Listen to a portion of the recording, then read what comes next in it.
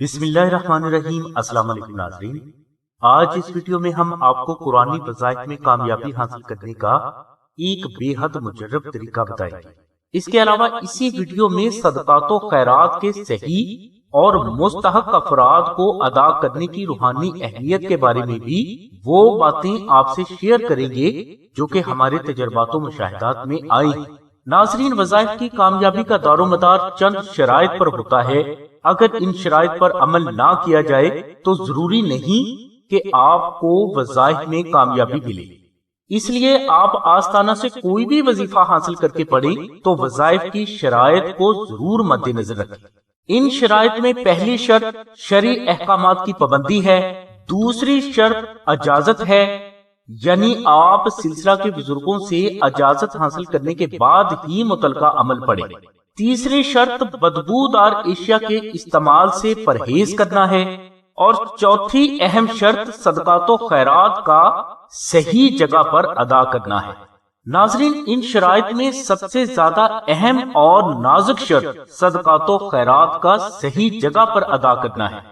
یعنی آپ کوئی بھی وظیفہ شروع کریں تو سب سے پہلے اگر آپ استطاعت رکھتے ہوں تو آپ کم از کم 3 دن کا کچا راشن لے کر اسے کسی غریب، مسکین یا یتیم کو اللہ اور اس کے رسول کی رضا اور خوشنودی کی نیت سے ضرور دیں۔ اس کے بعد ہی متعلقہ وظیفہ کو شروع کریں۔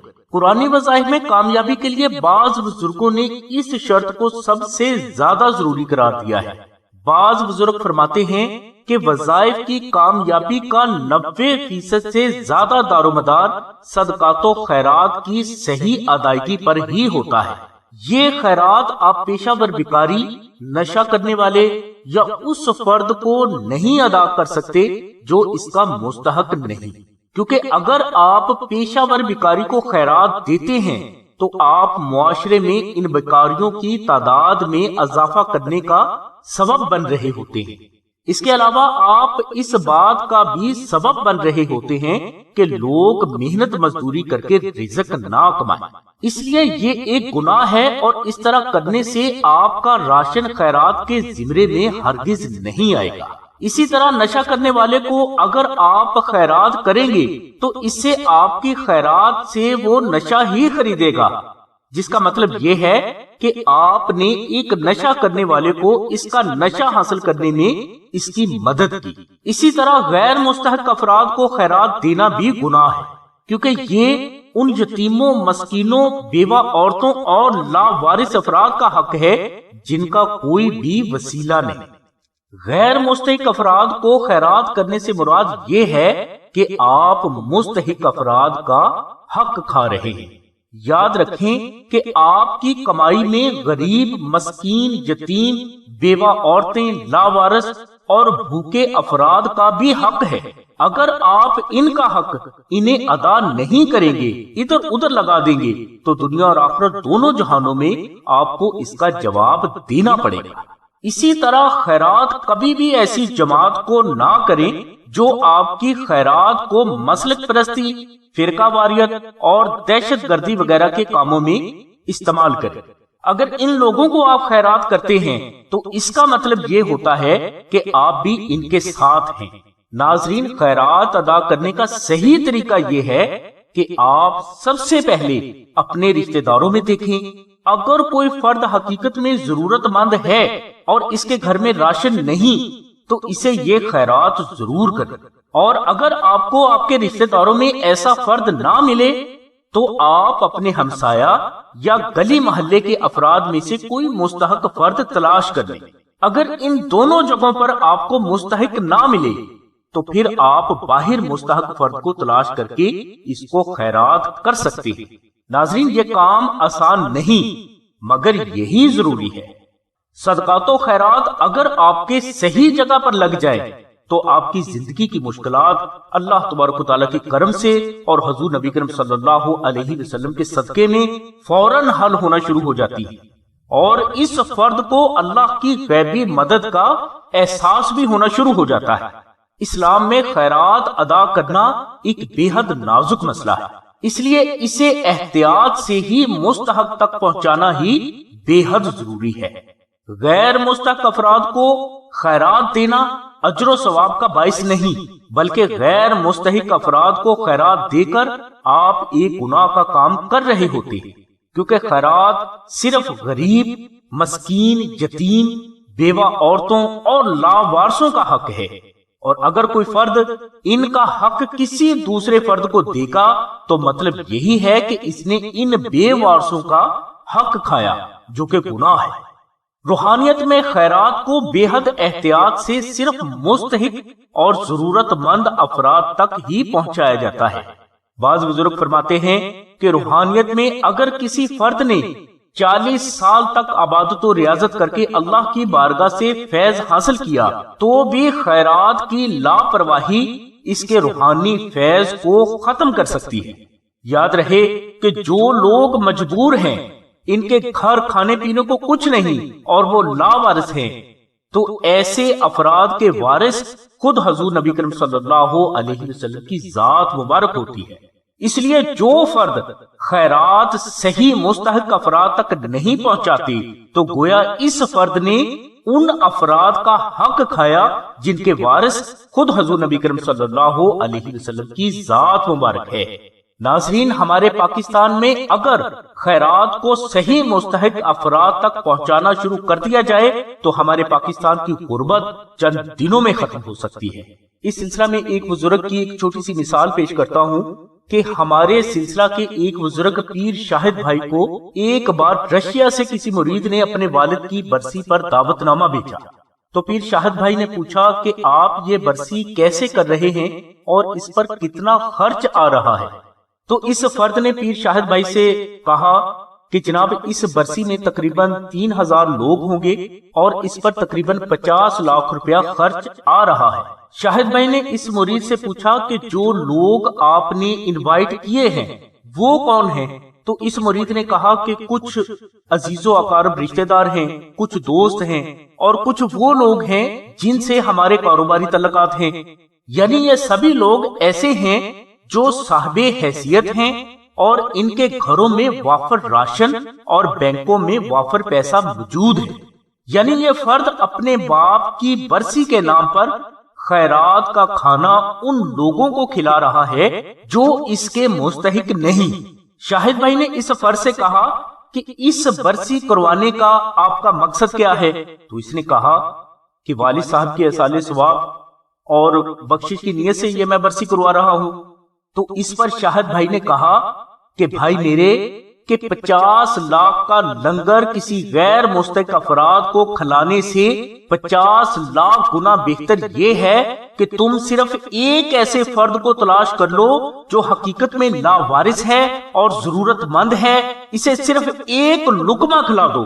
یہ ایک لقمہ تمہارے 50 لاکھ کے کھانا کھلانے سے 50 لاکھ گنا بہتر ہے، اور یہی تمہارے والد کی بخشش کا وسیلہ اور درجات کی بلندی کی وجہ بن سکتا ہے۔ اور جو لوگ ان کا خیال رکھتے ہیں جن کے وارث ہمارے نبی کی ذات ہے، تو اللہ تبارک و تعالیٰ کی ذات اور ہمارے نبی کی ذات بھی ایسے لوگوں کا خیال ہمیشہ رکھتے ہیں جو بے وارثوں کے سر پر ہاتھ رکھتے ہیں۔ ناظرین، بعض بزرگ فرماتے ہیں کہ خیرات و صدقات کا غیر مستحق افراد کو دینے کی وجہ سے بعض افراد بہت بڑی بڑی مصیبتوں اور مشکلوں میں بھی آ جاتے ہیں، اور ہم نے بہت سے ایسے کروڑ پتی افراد کو بھی دیکھا ہے جو آج اپنے ہی ملازموں کے ہاں ملازمت کر کے اپنے بچوں کا پیٹ پالنے پر مجبور ہے۔ اسی طرح خیرات کا صحیح اور مستحق افراد تک پہنچا دینے سے آپ بڑی بڑی مصیبتوں سے اللہ تبارک و تعالیٰ کی غیبی مدد سے بچ بھی جاتے ہیں، کیونکہ صحیح صدقات و خیرات کے بے حد روحانی فوائد و فضائل بھی فرد کو فوراً اللہ تبارک و تعالیٰ کے کرم سے حاصل ہوتے ہیں۔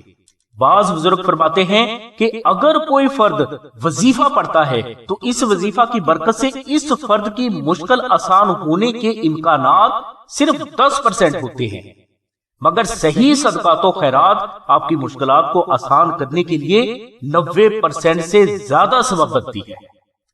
صحیح خیرات و صدقات کس طرح آپ کی زندگی کی ناکامیوں کو اللہ تبارک و تعالیٰ کی رحمت سے کامیابیوں میں تبدیل کر سکتی ہے، اس بات کو سمجھانے کے لیے ایک اور زندہ مثال آپ کے لیے پیش کرتا ہوں کہ 1990 میں ہمارے سلسلہ کے ایک بزرگ بے حد غربت کی زندگی بسر کر رہے تھے. ہر فرد ان کی مخالفت کرتا تھا اور ان کی ہر بات کو مذاق اور ہر کام کو بے وقوفی سمجھ کر لوگ ان کو اگنور کرتے تھے. ایک دفعہ یہ بزرگ کسی شہر سے گزرے. اس وقت ان کے پاس صرف ایک چادر تھی جس سے انہوں نے اپنے وجود کو سردی سے بچانے کے لیے ڈھانپ رکھا تھا. ان کے پاس کھانا کھانے کے لیے پیسے نہیں تھے اور نہ ہی اس شہر سے واپس جانے کے لیے کرایہ تھا.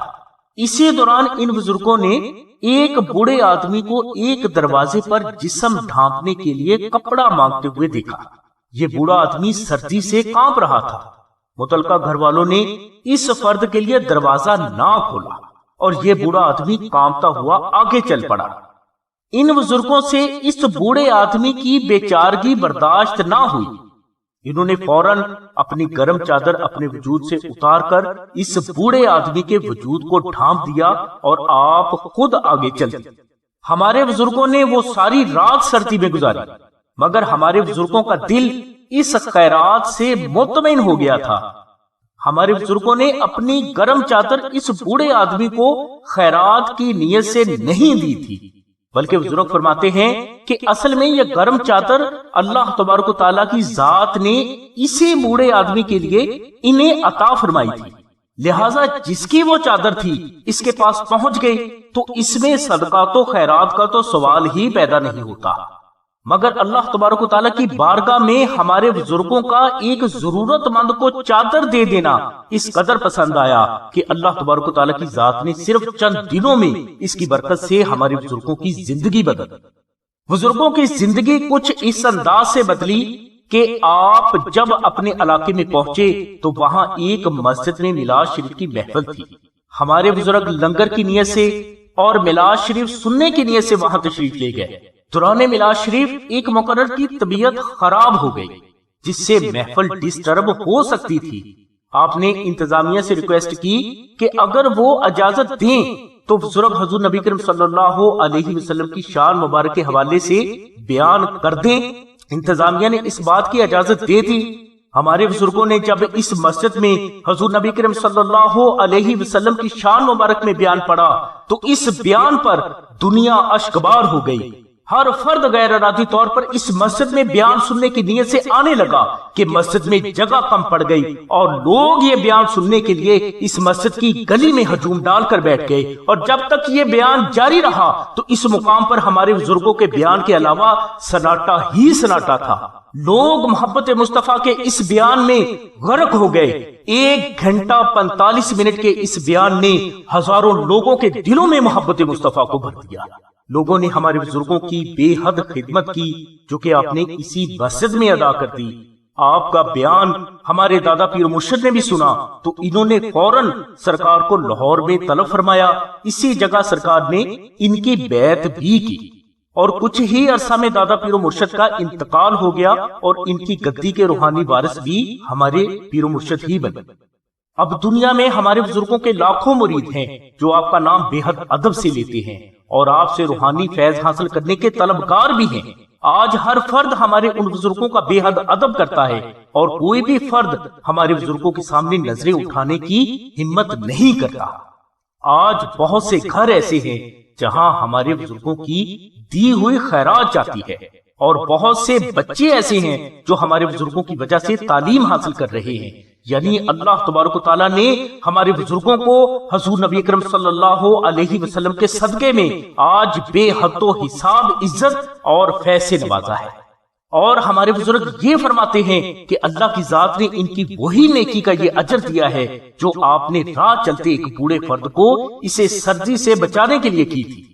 یعنی اپنی چادر اسے دے کر خود ساری رات سردی میں رہے مگر اس بوڑھے فرد کو سردی سے بچا لیا. ناظرین، صحیح صدقات و خیرات آپ کی ظاہری و باطنی زندگی پر نہ صرف بے حد اچھے روحانی اثرات مرتب کرتی ہے بلکہ یہ آپ کی موت کے بعد بھی آپ کی بخشش کا وسیلہ بن سکتی ہے. ظاہری حوالے سے تو ہم نے اپنے بزرگوں کی ایک زندہ مثال آپ کے سامنے رکھ دی. باطنی برکات کا آپ خود تجزیہ کر کے دیکھ سکتے ہیں کہ خیرات کی کیا اہمیت و فضیلت ہے. ناظرین، ہمارے یہ بزرگ سچے عاشق رسول اور گدائے اہل بیت ہیں۔ ان کا نام شاہد بھائی زلفوں والی سرکار ہے، جو پیروں کی طرح نہیں بلکہ عام غریب انسانوں کی طرح زندگی بسر کر رہے ہیں۔ ہماری تمام مسلمان بہنوں اور بھائیوں سے خصوصی گزارش ہے کہ وہ حضور نبی کریم صلی اللہ علیہ وسلم کے صدقے میں ہمارے بزرگوں کے حق میں صحت و عافیت اور درازی عمر کی خصوصی دعا ضرور فرمائیں۔ الغرض ناظرین، اپنی اس مختصر ویڈیو میں ہم نے آپ کو صحیح صدقات و خیرات کی اہمیت اور فضیلت کے بارے میں چند ظاہری مشاہدات میں آنے والی باتیں بتائی، اور آپ کو یہ بھی بتایا کہ خیرات کا صحیح اور مستحق افراد کو ادا کرنے سے آپ کو کیا کیا روحانی فوائد و فضائل حاصل ہو سکتے ہیں۔ ناظرین، ہماری دعا ہے کہ اللہ تبارک و تعالیٰ کی ذات حضور نبی کریم صلی اللہ علیہ وسلم کے صدقے میں آپ کی سبھی نیک دعاؤں کو قبول فرمائے۔ آمین ثم آمین یا رب العالمین۔ الحمدللہ رب العالمین۔